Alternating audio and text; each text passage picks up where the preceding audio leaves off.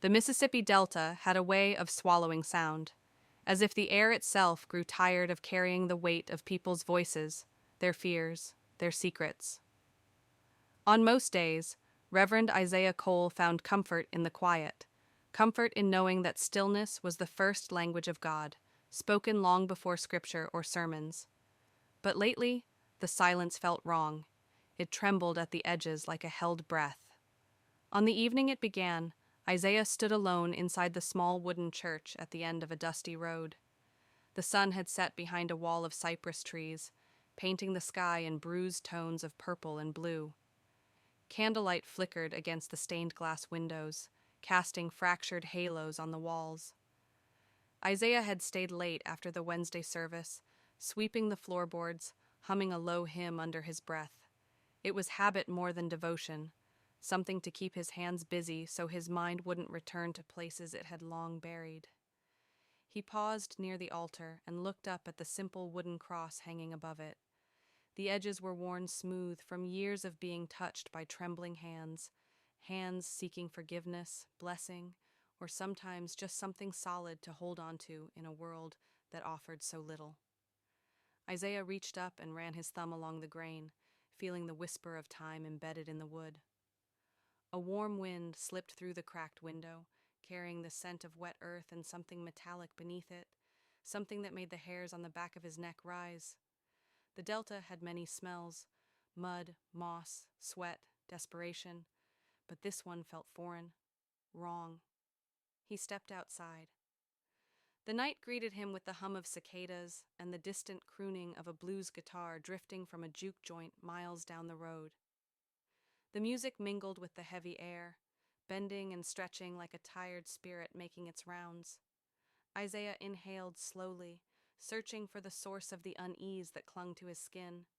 He saw nothing unusual, just the same dirt road winding into darkness, the same drooping trees, the same lonely stars. Yet his chest tightened. Something had changed. He walked back inside, ready to lock up, when he heard it. A soft tap against the church door. It wasn't urgent, more like the timid knock of someone afraid to be heard. Isaiah frowned and approached cautiously. "Who's there?" he called out. Silence. He opened the door. A young girl stood there, barely more than 16. Her dress was torn, soaked in mud and sweat. Her skin looked ghostly pale beneath the moonlight. Her eyes, wide, glassy, and unfocused, struggled to hold on to consciousness. "Child?" Isaiah whispered, stepping toward her. She swayed, then collapsed into his arms. The weight of her was startlingly light, as if she had been hollowed out. Isaiah carried her inside and laid her gently on one of the wooden pews. Her breathing was shallow, desperate. He knelt beside her, brushing damp hair from her forehead. "What happened to you?" he asked softly. Her lips trembled, forming shapes too weak to become words. Isaiah leaned closer, straining to hear her. That's when he saw the marks. 2 punctures on her throat, clean, precise, too deliberate to be from any animal of the Delta. Blood had dried around the wounds, forming dark trails down her collarbone. Isaiah's stomach tightened into a cold fist. He had seen marks like these before, long ago, in a life he had tried fiercely to outrun. He swallowed hard. "Lord, have mercy," he whispered.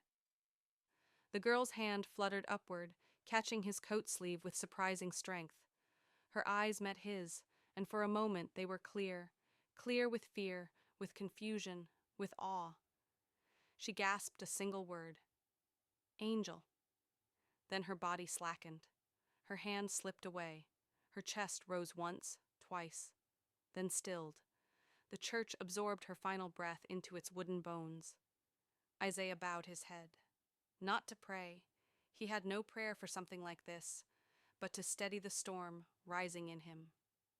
He sat back on his heels, listening to the creaks of the church settling around him, listening to the night pressing against the windows, listening to the sound of his own heartbeat echoing too loudly. Angel.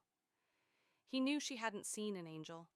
He knew exactly what kind of creature left wounds like that, what kind of ancient hunger moved through the night with seductive grace, What kind of shadow fed on the broken and lonely? He had seen it before, once, many years ago, in another town, swallowed by silence. He stood and walked to the doorway, staring out at the dirt road lit by a thin sliver of moon. The darkness beyond the tree line looked thicker than it should, as if something hid just beyond sight, watching. The Delta had always been a place haunted by its past, haunted by suffering, by injustice, by secrets whispered through generations. But this was different. This was older than memory, older than scripture. Isaiah stepped out onto the porch. The wooden boards groaned beneath his boots.